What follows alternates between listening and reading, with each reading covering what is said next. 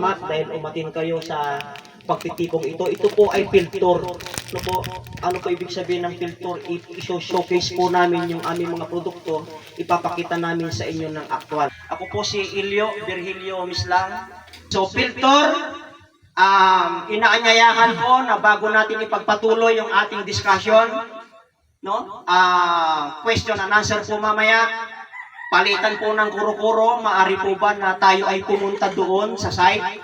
Punta po tayo para makita natin yung aktual na bunga ng ating mga pananim.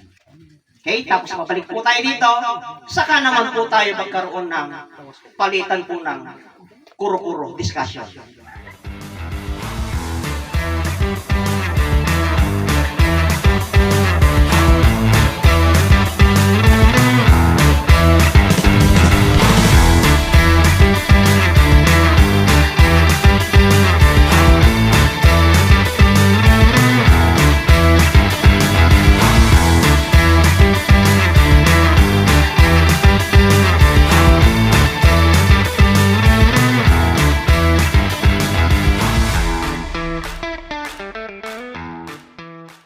Aktual na bunga, kung mapapansin nyo po, is 3 variety.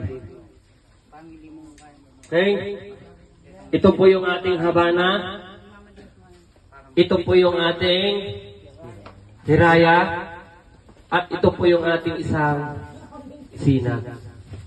Ang kwento po nito is 3 tanim na raw po yung isang site. Ibig sabihin, sa madaling salita, hindi na po siya is virgin. Luma na. Siya po ay tawagin na po natin ay galgal na.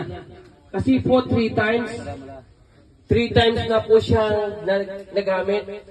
Kung titignan po natin sa 3 times, yon, nga naman, pwede din. Nga lang po, medyo mahina na po yung kanyang karakteristik o resistensya. November 19, December 19 is 1 month. Today is January 12. Ilan days? 3 days na, sir. Okay. 40 days plus. Nakapagpitas na po si Tatay Tasyo.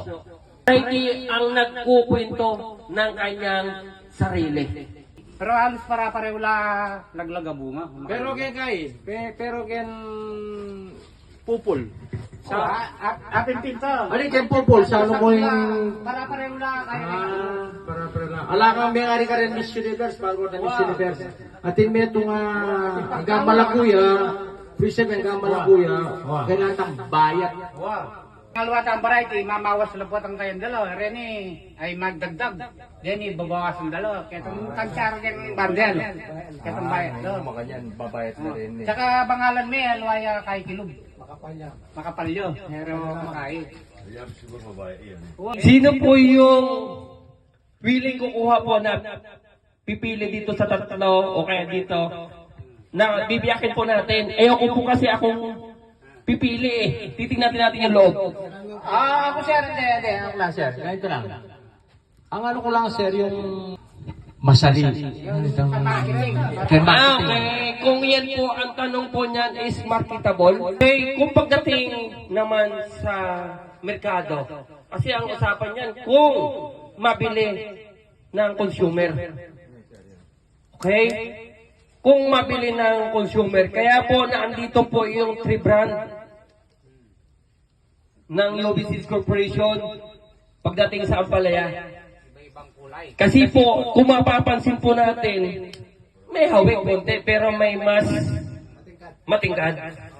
Kaya nga po doon sa 3 po na yan, pili po tayo ng the best para sa atin, na kung saan prepare na market.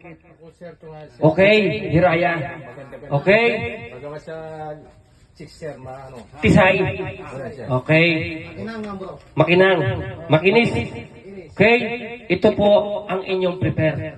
Ito po yung 3 na yan, may kanya-kanyang window.